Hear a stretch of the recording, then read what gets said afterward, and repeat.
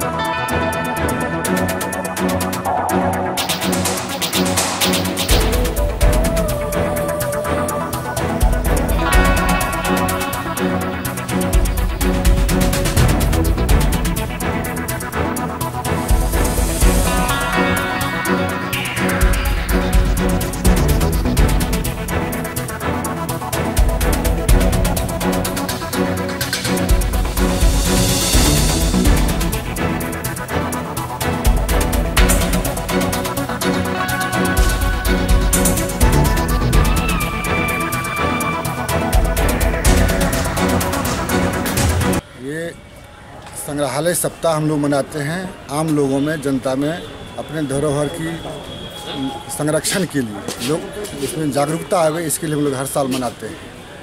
और ये 24 तारीख से 31 तारीख तक हम लोग का है, इसमें पूरे सप्ताह भर मना रहे हैं। आज यहाँ हुआ एक विद्वत संगोष्ठी हुई है जिसमें बाहर से विद्वान लोग, विदेशी लोग आई हैं, जैसे कि मिथिला पेंटिंग के लिए आई हैं दिल्ली से मनीषा झा, फिर यहाँ बनारस से आए हैं मूर्तिकला पर डॉक्टर भोगेंद्र झा, फिर पटना से आए हैं पद्मश्री उषा किरण खां, प्रोफेसर डॉक्टर रत्नेश्वर मिश्र, भैरव लाल दास, फिर यहाँ लोकल हैं कुछ प्रोफेसर लोग हैं। ये मेमोरियल कॉलेज के प्रिंसिपल हैं डॉक्टर विज्ञाना झा, फिर BEd कॉलेज के प्रोफेसर हैं डॉक्टर मंजर सुलेमान, और बहुत वक्ता लोग हैं जो अपने अपने क्षेत्र में जो अनुसंधान किए हैं उस पर उन लोगों को बतावेंगे कि हमारा मिथिला का जो सांस्कृतिक धरोहर है उसका संरक्षण कैसे हो सकता है, सही ढंग से उसका रक्षा कैसे हो जा सकती है। और इसके साथ हम लोग 27, 28 और 31 तारीख को ये अनुमंडल कार्यालय में करने जा रहे हैं जनप्रतिनिधियों के साथ, खास करके जनप्रतिनिधि जो हमारे मुखिया हैं उसमें, उसके बाद फिर प्रशासन के अधिकारी जैसे दरोगा हैं, DSP हैं, CO हैं, सब लोगों के साथ हम लोग बैठक करेंगे तो हमारे धरोहर का संरक्षण कैसे। मुख्य अतिथि के रूप में कौन आए थे? यहाँ मुख्य अतिथि के रूप में हमारे जिलाधिकारी थे और अध्यक्षता पद्मश्री डॉक्टर उषा किरण खां। अपना नाम क्या हुआ?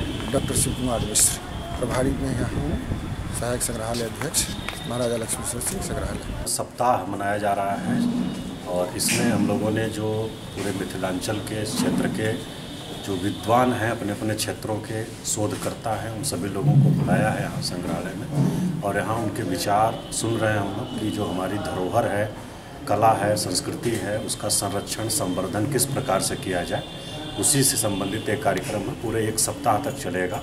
और इसमें हम लोग कलाकारों के अलावा, बुद्धिजीवियों के अलावा, हमारे जो माननीय जनप्रतिनिधि हैं और जो सामान्य लोग हैं, उन सभी लोगों को हम लोग शामिल करेंगे ताकि लोगों के बीच एक जागरूकता फैले अपनी धरोहर को लेकर के, अपनी संस्कृति और परंपरा को लेकर के। अभी जो एक चीज़ दिखाया गया है उसमें ये बताया गया कि पूरी दुनिया में कैसे मिथिला पेंटिंग धूम मचा रही है, तो सर इस पर क्या कहेंगे? ये एक तरह से अंतर्राष्ट्रीय ख्याति प्राप्त कर चुका है मिथिला पेंटिंग हम लोगों का, और उस लेवल के भी जो हमारे कलाकार हैं वो लोग आए हुए हैं, उन लोगों ने अपना प्रेजेंटेशन दिया है और उसको और बेहतर ढंग से हम लोग कैसे कर सकते हैं उसी पर विचार विमर्श कर रहे हैं।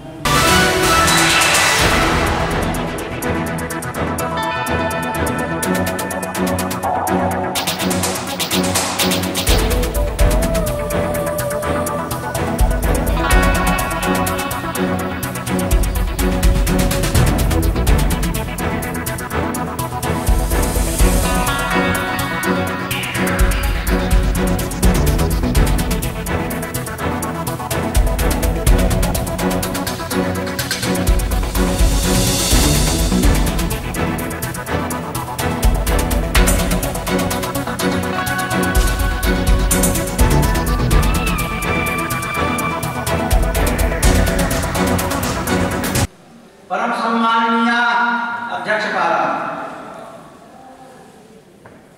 यशस्विनः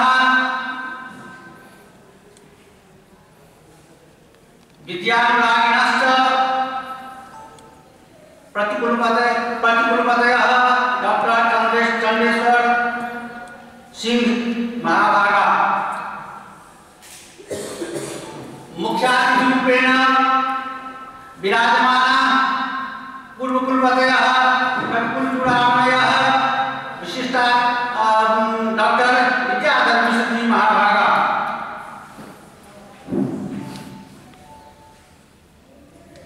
कुलानुशासकरूपेण उपस्थिता प्रातस्मरणीय गुरुवः डॉक्टर सुरेश्वर झा महाभागा कुशल प्रशासक कर्नल नवीन कुमार जी महाभागा कुलपति पदे विराजमाना सन्ति। व्याकरण विभागस्य अध्यक्षकाता प्रातस्मरणीय गुरुवः डॉक्टर शशिनाथ झा महोदया निर्देशेन इयं व्याकरण विभागेन इयं कार्यशाला समायोज्यते। तत्र कार्यशालायां विषयः अस्ति रो प्रत्याहारः। अत्र विवादः अस्ति केचि विद्वांसः रो प्रत्ययस्य समर्थने विराजन्ते केचिच्च विरोधे विराजन्ते। अतः उभयपक्षमाधारीकृत्य अद्य कार्यशाला भविष्यति यत्र सर्वेषाम् उपस्थितिः अवश्यमेव प्राप्यते। अत्र कार्यक्रमेऽस्मिन् आगमनेन भवतां सर्वेषां सादरम् अभिनन्दनं वन्दनं च। यथा परम्परानुसारेण मङ्गलाचरणस्य कार्यक्रमः भवति। तत्र मङ्गलाचरणाय रमेश्वरदत्ता संस्कृत महाविद्यालयस्य सहायकाचार्य डॉक्टर विजय कुमार मिश्र महाभागा अनुज्ञन्ते यत् अत्र आगत्य वैदिक मङ्गलाचरणेन कार्यक्रमस्य उद्घाटनं कुर्वन्ति। इस कार्यशाला के सफल संचालन और इसकी सफलता की शुभकामना देता हूँ और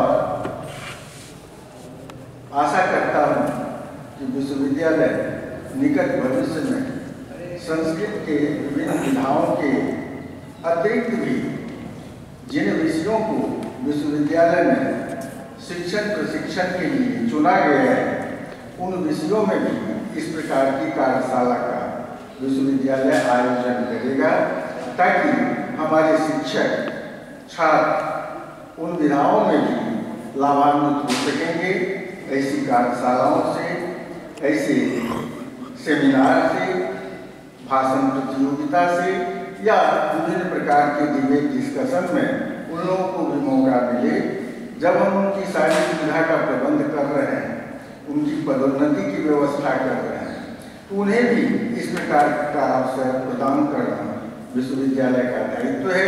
और मैं आशा करता हूँ कि हम इस प्रकार की अन्य कार्यशालाओं का भी आयोजन करने में सक्षम होंगे। बहुत बहुत धन्यवाद, शुभकामनाएं। हमारा कार्यक्रम एक रोज का है। यह व्याकरण विभागीय कार्यशाला है। इसमें पाणिनि का जो माहेश्वर सूत्र है उस पर गहन विचार होना है। उसमें एक पाणिनि व्याकरण का प्राणभूत प्रत्याहार होता है। उस प्रत्याहार में रो प्रत्याहार के विषय में विवाद है। उस विवाद को सुलझाने के लिए अपने अपने पक्ष को रखने के लिए विद्वानों को आहूत किया गया है। इसमें प्रतिभागी बिहार के विभिन्न कोने से आए हुए हैं और अपने विभाग के जो संस्थाएं हैं उससे तो आए ही हैं और भारत सरकार की जो संस्थाएं हैं वहाँ से भी लोग आए हुए हैं। कितने प्रतिभागी हैं इसमें? लगभग 40 प्रतिभागी हैं। मंचासीन लोग कौन लोग हैं? मंचासीन में स्वयं कुलपति महोदय जो अभी उपस्थित नहीं हैं, वो आ रहे हैं। प्रतिकुलपति महोदय हैं और पूर्व कुलपति महोदय मुख्य अतिथि के रूप में डॉक्टर विद्याधर मिश्र जी हैं और कुलानुशासक के रूप में डॉक्टर सुरेश्वर झा हैं। कुल सचिव के रूप में डॉक्टर कर्नल नवीन कुमार हैं और व्याकरण विभाग के विभागाध्यक्ष डॉक्टर शशिनाथ झा हैं। अपना शुभ नाम? मेरा नाम डॉक्टर दयानाथ झा। मैं स्नातकोत्तर व्याकरण विभाग में एसोसिएट प्रोफेसर हूँ।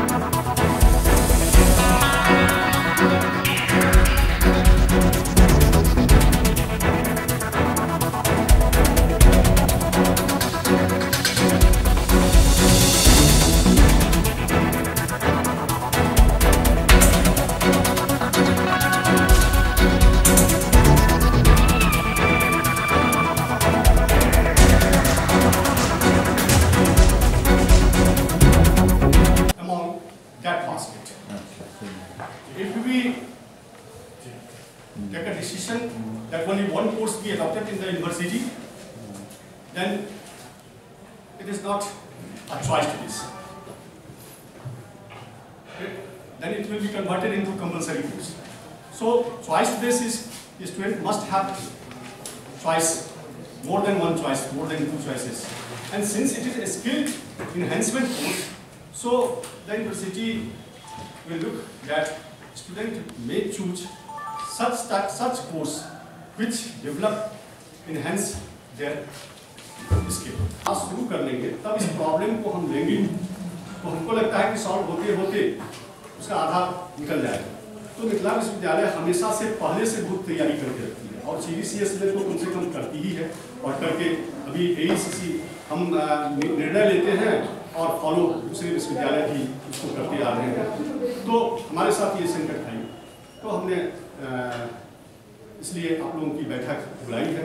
इसमें विश्वविद्यालय ने राजभवन को पत्र लिखा है कि हमको सिर्फ एक ही कोर्स के सिलेबस प्राप्त हुए, अदर कोर्स के सिलेबस हमको प्राप्त नहीं हुए। तो दो बातें इसमें करनी है हमको कि जितने इसमें बास्केट में हैं कोर्सेज, इसमें महाविद्यालय से जो हमारे प्रधानाचार्य हैं जहाँ PG टीचिंग है वो भी देखेंगे कि वो कौन सा कोर्स उसमें चला सकते हैं और हमारे विभागाध्यक्ष जो हैं वो भी देखेंगे कि कौन सा। तो कम से कम अगर 10 नहीं तो 4 भी हम अगर उसमें से ड्रॉप कर लें जो स्टूडेंट का स्किल डेवलपमेंट कर सके तो ऐसे सिलेबस इसी सिलेबस के लिए हम लिखी गई है वो आते ही हम लोग उसको करेंगे। योगा में भी एक प्रॉब्लम है। योगा में प्रॉब्लम ये है कि योगा का जो सिलेबस वहाँ से आया है उसमें 3 यूनिट थ्योरी पार्ट और 2 यूनिट है प्रैक्टिकल, जबकि इसका AECC 1 की तरह ही 50 नंबर का CIA है और 50 नंबर का end semester examination. Now it is difficult to distribute the marks. CIA में थ्योरी अगर 50 का है तो कितनी की थ्योरी कितनी की प्रैक्टिकल रखा जाए इंटरनल, ये वहाँ क्लियर नहीं है। यहाँ सिर्फ कोर्स स्ट्रक्चर जो पहला पन्ना आपको दिया गया है उसमें आप देखेंगे कि CIA 50 और एंड सेमेस्टर एग्जामिनेशन 50। फिर एंड सेमेस्टर एग्जामिनेशन में हम कितने मार्क्स का थ्योरी पेपर लेंगे उसका और कितने मार्क्स का प्रैक्टिकल देंगे, ये भी एक समस्या है। क्योंकि AECC 1 में कम से कम प्रैक्टिकल नहीं था तो कोर्स मटेरियल बना करके UT पाठशाला पर डाल दिया गया और बच्चे इससे लाभान्वित हुए भी हैं और अभी हमारी एग्जामिनेशन भी बच्चे दे दिए हैं या देने वाले हैं। AECC 1 का देने वाले हैं 4 फरवरी को है वो। तो यहाँ एक यह भी समस्या है। तो पहला एक ये है कि इस पर हम लोगों को विचार करना है कि हम लोग इसमें से कौन कौन से सब्जेक्ट चला सकते हैं जो लड़कों का स्किल कर सके और राजभवन से उसका सिलेबस आएगा और जब तक आएगा हम उसके कोर्स मटेरियल तैयार करवाएंगे। ऐसे हैं हमारे पास उपलब्ध लोग तो कम से कम कोर्स मटेरियल तैयार करके पाठशाला पर दे देंगे। क्योंकि जितने सिलेबस हैं हमको नहीं लगता कि इन सिलेबस को पढ़ाने के लिए इनके स्पेशल फैकल्टीज अवेलेबल है, ऐसी बात नहीं है।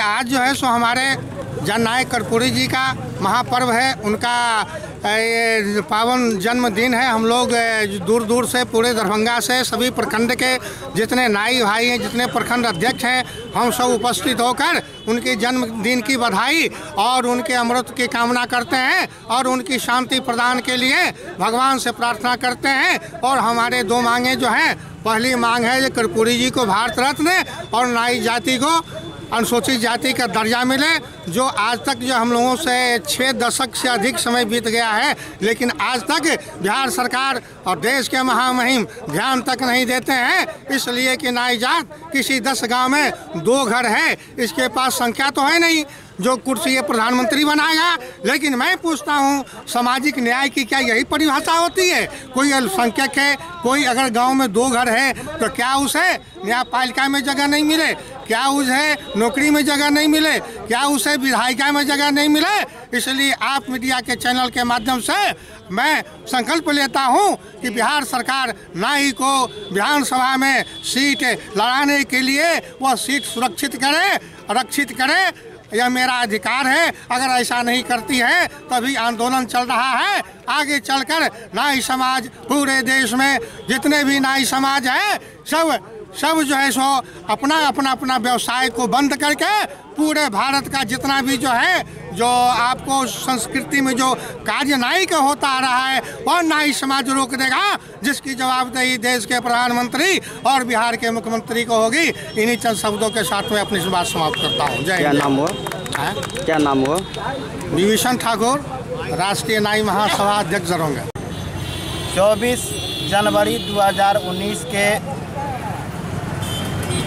समाजवादी पार्टी दरभंगा जिला के आह्वान पर स्वर्गीय जननायक कर्पूरी ठाकुर की जयंती मनाने का काम हम लोग माल्यार्पण पहना करके पुष्पांजलि कर करके हम लोग मनाए और हम लोग उनके जीवनी पर प्रकाश डाले कि स्वर्गीय कर्पूरी ठाकुर सेकुलर विचार सोच के और गरीब कुचले शोषितों दबे इन लोगों को अपने हक की लड़ाई लड़ करके उनके हक को पहुंचाने का काम किया करते थे।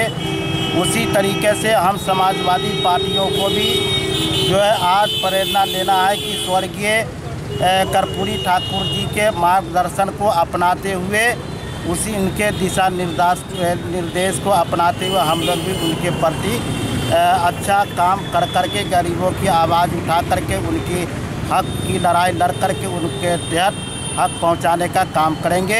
यही हमारा जो है सो कामना है। मोहम्मद वसी अहमद, समाजवादी पार्टी दरभंगा जिला अध्यक्ष। गरीबों के मसीहा बिहार के पूर्व मुख्यमंत्री कर्पूरी ठाकुर जी की आज जयंती है। कर्पूरी ठाकुर जी हमेशा गरीब, शोषित, पीड़ित, वंचितों की चिंता किया करते थे और वह गरीब स्वर्ण आरक्षण के भी हिमायती थे। तो निश्चित रूप से ऐसे पुत्री के लाल कर्पूरी ठाकुर जी की आज जयंती समारोह है। हम लोग उनको माल्यार्पण करते हैं, सबसे नमन करते हैं। और कर्पूरी जी ने जो सपना देखा था विकसित बिहार का सपना, शोषित पीड़ित वंचित गरीबों के उत्थान का सपना, वह सपना आज बिहार में नीतीश कुमार की सरकार और देश में नरेंद्र मोदी जी की सरकार धरातल को उतार रही है। आज उनके जन्म दिवस के अवसर पर हम लोग उनको शत शत नमन करते हैं। आज कर्पूरी जयंती के अवसर पर लोगों ने जननायक कर्पूरी जी के आज प्रतिमा पर माल्यार्पण किया, पुष्पांजलि अर्पित किया है और उनका जो संदेश है और जो समाज के कमज़ोर वर्ग हैं, वंचित वर्ग हैं और सामाजिक न्याय है, उसके प्रति जो उनका संदेश है उसको हम सभी लोग पूरी निष्ठा से लागू करें, ये हम सभी लोग प्रयास करेंगे, उनसे सीख लेंगे। और आज समारोह पूर्वक इस कार्यक्रम को मनाया जा रहा है। उसी क्रम में हम लोगों ने आज यहाँ माल्यार्पण किया है और उनके चरणों में पुष्पांजलि अर्पित किया है।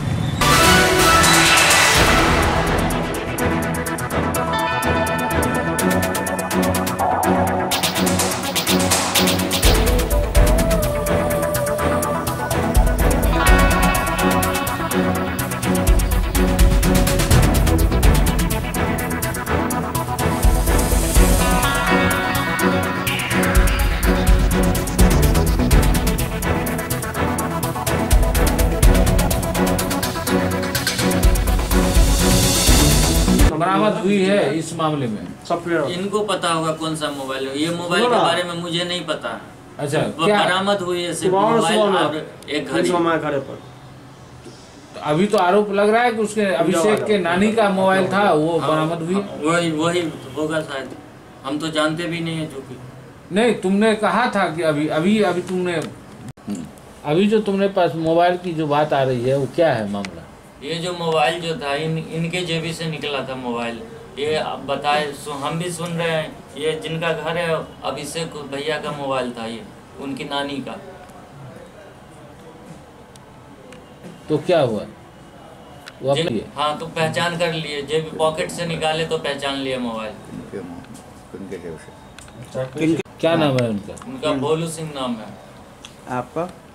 मेरा विकास कुमार मिश्रा। चाकू से कुछ चीज चाकू सब भी निकला है? नहीं, चाकू आकू लेके नहीं आए थे, चाकू आकू कुछ लेके नहीं आए थे। हम लोग को कमर्शियल चौक से जबरदस्ती लाया गया। दिन में करीब 4 साढ़े 4 बजे बाबा आए कोर्ट से, गेट खोले, बाबा अंदर गए और 2-3 जना आया यहाँ पे गेट पे सीधे अंदर घुस गया। पूछ रहा है जो अभिषेकबा कहाँ है, अभिषेकबा को मारेंगे, अभिषेकबा को जैसे साका को मारे हैं वैसे मारेंगे। हाँ, उसके बाद जो है सो 2-3 तो भाग गया और 2 जो है सो पकड़ा गया। तो बाबा को बोले, तो बाबा बोले गेट बंद करो। गेट बंद किए तो 2 पकड़ा गया। उसके बाद भाईजी उईजी सबको फ़ोन किए, भाईजी उईजी आए, उसके बाद उसको पकड़े, आप लोग को फ़ोन किए, पुलिस भी आया। पुलिस वो लोग को पकड़ के जो है सो बैठाए हुए थे यहीं पे। हमें, बाबा और एक जन और खाना पीना बनाते हैं, 3 जन थे। तो उनको जो है सो बैठा करके ताला मार के इसमें उन लोग को बैठा कर रखे। उसके बाद पुलिस को फ़ोन किए, तब आए पुलिस उनको दोनों को लेके गए। कौन था वो दोनों आदमी? वो दोनों लड़का, वो एगो था भुलवा, एगो और उसके साथ में था, उसको जो है सो हम नाम नहीं जानते। क्या सब क्या यहाँ पे आया? यहाँ पे आके सीधे पूछ रहा था जो अभिषेक कहाँ है, अभिषेक बा माधव को मार देंगे, जैसे साका को मारे हैं वैसे मारेंगे। उसकी नीयत क्या थी? नियत थी यही, जो अभिषेक भाई जी मिल जाएंगे तो उसको मार देंगे। क्या नाम हुआ आपका? मेरा अजय कुमार सिंह। हम शादी में से वापस आ रहे थे, मेरे भांजी का शादी था, 16 तारीख को शादी था। हम 17 तारीख को वहाँ से रिटर्न आ रहे थे। करीब शाम 4 बजे, यही 4 साढ़े 4 के बीच में हम आ रहे थे, अपना गांव पहुंच गए। तो बाइक से हम जा रहे थे, पुल पार किए तो लड़का वहाँ पे, भोलू नाम का लड़का है, वहाँ पे 3 लड़का से खड़ा था। हाँ, हम वहाँ पहुँचे तो वो हमको मतलब गाड़ी रोक दिया, आगे में आ गया तो हम रुक गए। और मेरी गाड़ी पे मतलब मेरी बच्ची बैठी हुई थी, भतीजी है, बैठी हुई थी, एक बैग था। हाँ, और उसके बाद वो क्या किया, जो पूछा रहे किसका गाड़ी है, तो हम बोले जो रात में क्या हुआ? हाँ, तो हम बोले उसको जो गाड़ी हम उनसे खरीदे हैं, ऐसे ऐसे बात बोले हैं, जब उनका गाड़ी का काम करते हैं तो हमको भैया जो है गाड़ी बोला जो तुम गाड़ी रखो। हाँ, तो ले लिए हैं। तो उसके बाद जो है वो बोला जो अलम चलम गाड़ी ताड़ी देने लगा। उसके बाद किया क्या, जो मेरा मोबाइल जो है जेब से छीनने लगा। बोला मोबाइल दिखाओ, मोबाइल दिखाओ। हाँ, गाड़ी छीनने लगा, मोबाइल छीनने लगा। उसके डर से हमारी भतीजी गाड़ी में बैठी हुई थी, वो चली गई घर। हाँ, घर गई और उसके बाद हम गाड़ी पर बैठे ही थे तो मेरे गला जो है गला मेरा एकदम चाँप दिया बड़ी कस के। हम गाड़ी पे ही थे बैठे हुए, हमको उतरने का मौका नहीं मिला। 3 गो लड़का था।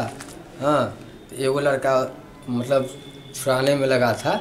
हाँ, लेकिन दो लड़का था तो हमारा हाथ जो है इधर से पकड़ लिया। हाँ, उसके बाद जो मेरा गला जो है एकदम चाप दिया। हमको क्या आने लगे, एकदम जैसे दम नहीं फूलता है वैसे हम मतलब क्या आने लगे।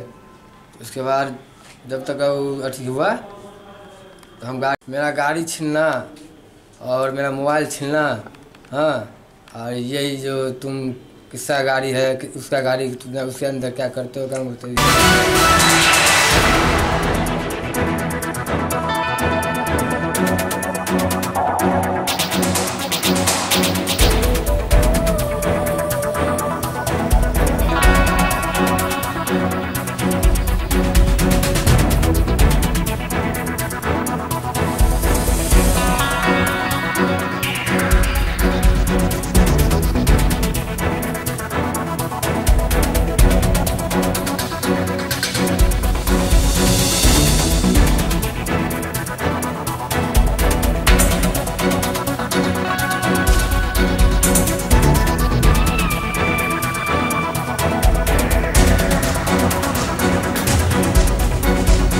दिया गया। 3 लड़के आए सर जैसे सुनी है हमने, हमारा घर वहाँ से 1 किलोमीटर अलग है। जैसे सुनी है कि 3 लड़के आए सर करके बुलाए, सर निकले नेताजी और गोली मार दिया। कौन थे वो लोग? वो लोग कौन थे ये तो कैसे हम बता सकते हैं कि कौन थे। कितनी गोली लगी है? 6 गोली। इनसे कोई पुरानी दुश्मनी? अभी कुछ नहीं कहा जा सकता। किस चीज़ से आए थे वो लोग? स्प्लेंडर बाइक से आए थे, जैसा कि हमें सुनने को मिला। क्या नाम हुआ? मेरा नाम पंकज कुमार। मान लीजिए अभी हमको तुरंत पता चला, हम आए। ये घटना तो राजनीति के तहत माना जाए। ये आदमी चूँकि राजनीतिक व्यक्ति थे, अच्छे लोग थे, पब्लिक के बीच में अच्छा इनका पैठ था। इनका जो एंटी आदमी होगा वो सब घटना किया होगा, हमको जहाँ तक समझ में आ रहा है। अच्छे लोग थे। राम प्रवेश पासवान सर के साथ हम कई बार मुलाकात हुए, उनको मैं अच्छी तरीक़ा से जानता था। इससे ज़्यादा हम क्या कहेंगे, बहुत दुखद घटना है। ऐसे लोगों सब की अगर हत्या हो जाए तो फिर गरीब जनता सबको देखने वाला कोई नहीं मिलेगा।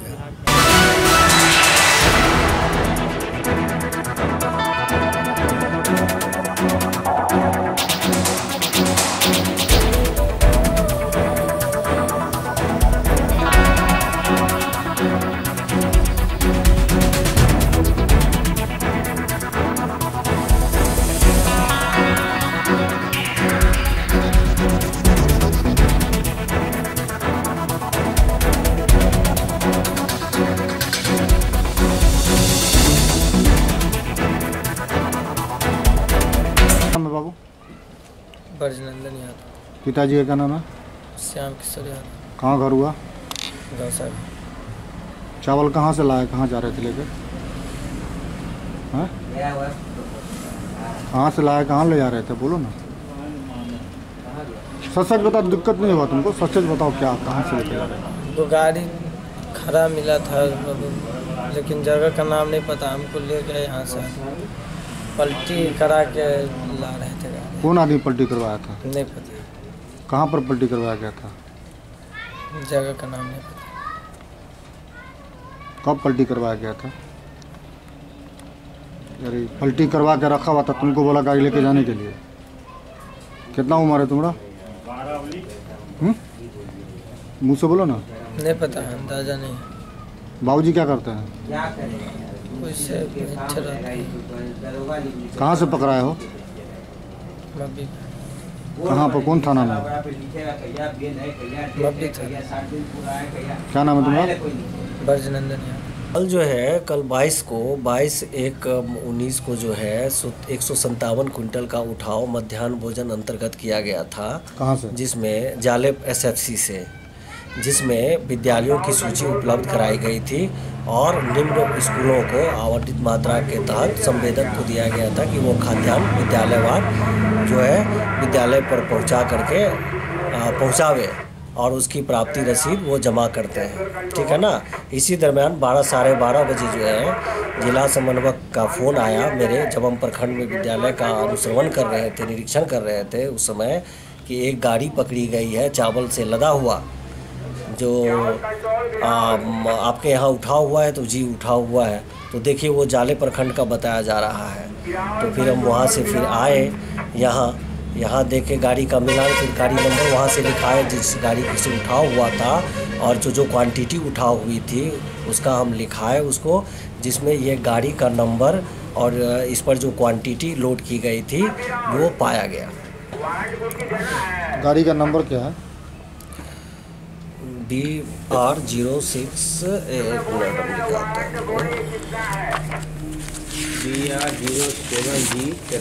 हाँ BR07G 9346। ड्राइवर पकड़ा गया? हाँ, थानेदार यहाँ पर पकड़ के रखे हुए थे थाना मब्बी पर। गाड़ी भी जब्त थी और ड्राइवर साहब भी थे। आपका क्या नाम है? मेरा नाम रवि राहुल है।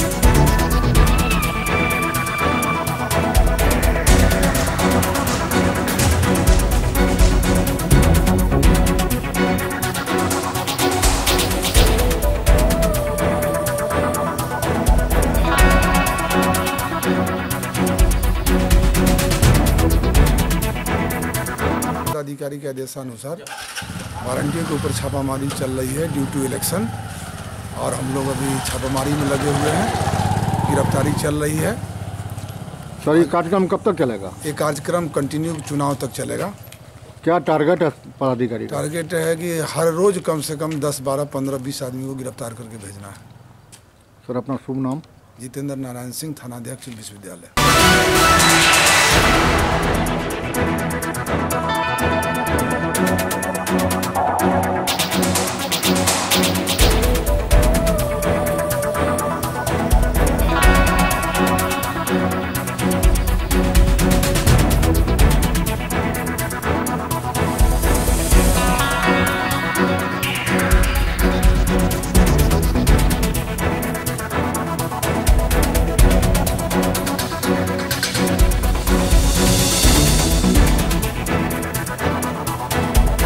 उत्तीर्ण नियोजित शिक्षक संघ दरभंगा, जो राज्य संघ के आह्वान पे जिला पदाधिकारी के यहाँ एवं जिला शिक्षक पदाधिकारी के यहाँ 1 दिवसीय धरना एवं प्रदर्शन का कार्यक्रम हो रहा है।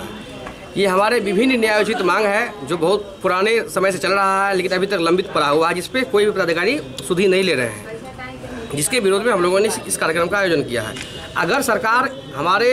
अगर विभाग या सरकार हमारी इस मांग को भी नहीं मानते अभी भी, तो हम लोग राज्य स्तर पे भी बड़ा आंदोलन करेंगे। आज का जो हमारा मुख्य मांगे हैं, इसमें सबसे पहले हमारा जो वेतन भुगतान है वो पिछले 4 महीने से नहीं हुआ है, तो शिक्षक भूखा रह के काम कैसे कर पाएगा, पहला समस्या। दूसरा समस्या ये है कि हमारे NIOS जो है से बहुत सारे साथी प्रशिक्षण ले रहे हैं, लेकिन 31 मार्च 2019 अल्टीमेटम है कि अगर सभी शिक्षकों उसमें ट्रेंड होना है, अगर उससे पूर्व अगर इन सबका परीक्षाफल का प्रकाशन नहीं होता है, तो ये सभी लोग को जो है नौकरी से हाथ गंवाना पड़ सकता है। जो है सो आग्रह है कि आप जो है 31 मार्च 2019 से पहले हमारे सभी साथियों का जो है सो परीक्षाफल प्रकाशित करें। सबसे जो विभिन्न मांग है, जो गंभीर समस्या है हम शिक्षक बंधु का, वो विगत जो सरकार का देख रहे हैं रवैया 4 वर्षों से, वो एक बहुत ही विकराल समस्या होते जा रही है हम लोग शिक्षक बंधु का। लगातार वर्षों बाय वर्षों से हम देख रहे हैं कि 4 माह 3 माह ऐसे बकाया कर कर के हम लोग काम कर रहे हैं, जिससे हमारे जो जितने भी शिक्षक बंधु हैं पूरे राज्य भर में उनके सामने विकट समस्या उत्पन्न हो जाती है। आगामी दिनों में अगर इस पर नहीं सरकार सुधार करती है तो हम लोग आगामी दिनों में बहुत बड़े पूरे राज्य में व्यापक हड़ताल करेंगे। सबसे हम लोग की ये प्रमुख मांग है। मेरा नाम राजीव कुमार पासवान, TSU-NSS जिला सचिव।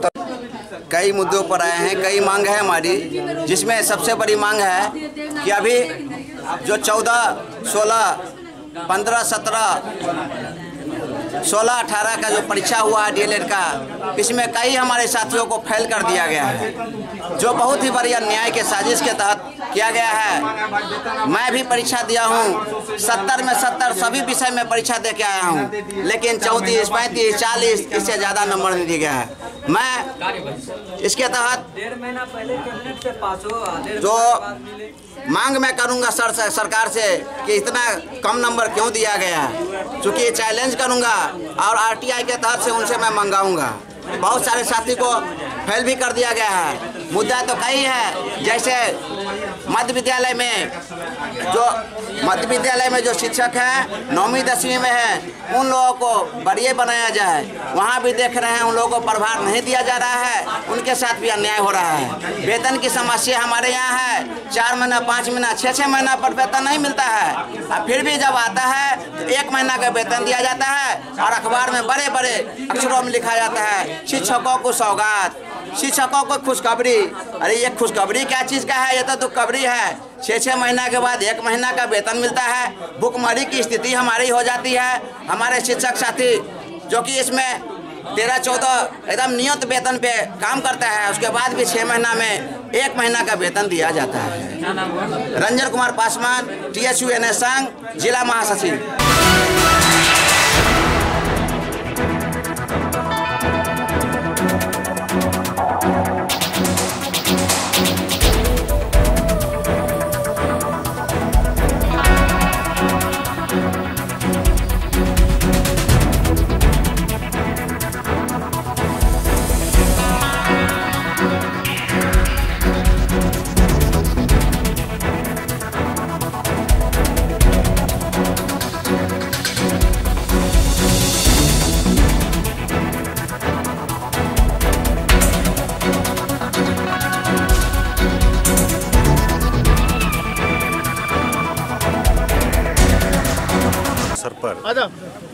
समिति द्वारा क्रिकेट मैच का आयोजन किया गया है और ये काफ़ी दिन तक चलेगा, बड़ा आयोजन है।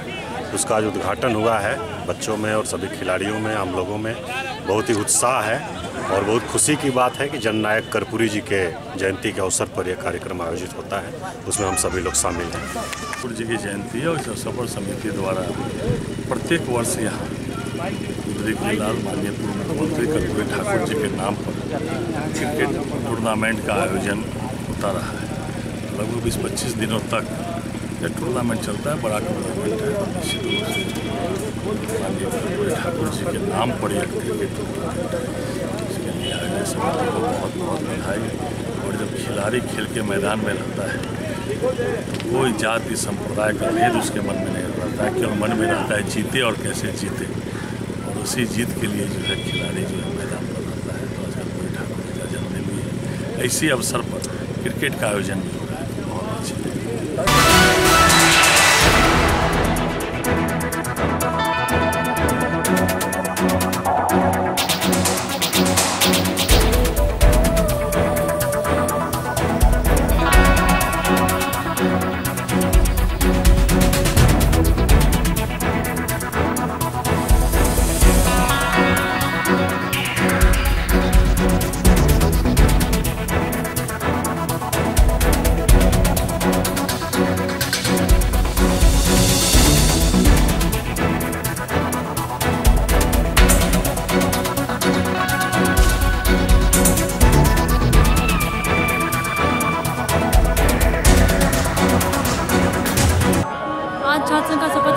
ऐतिहासिक शपथ ग्रहण हुआ और आज का दिन बहुत ही अच्छा रहा और और एक ऐतिहासिक दिन है।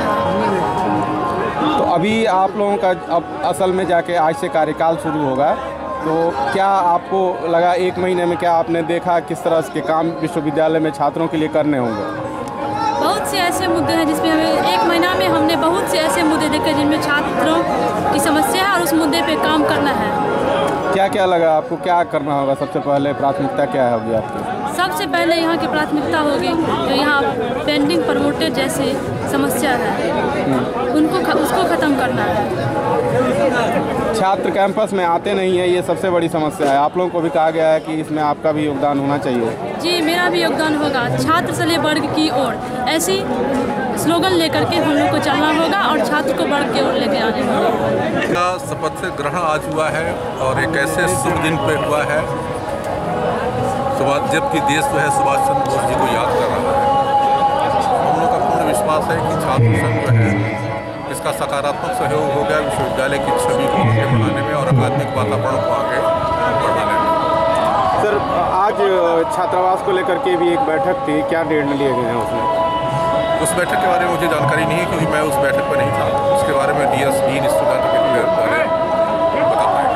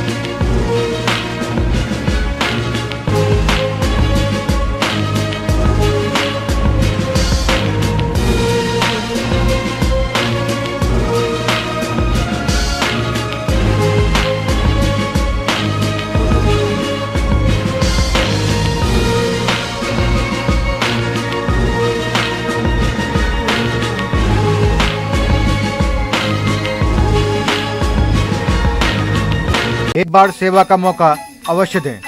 होटल विजय, जीएनगंज, नियर पंजाब नेशनल बैंक, लहरिया सराय, दरभंगा। कॉन्फ्रेंस, विवाह एवं अन्य अवसरों के लिए हमारे यहाँ AC, non AC, marriage hall, conference hall, विवाह मंडप एवं स्पेशल डेकोरेशन की व्यवस्था उपलब्ध है। एसी एवं नॉन एसी कमरों के साथ पाए सुकून, व्यवस्थित पार्किंग के साथ साफ सफाई का उत्तम प्रबंध। 9065252326 9430061924।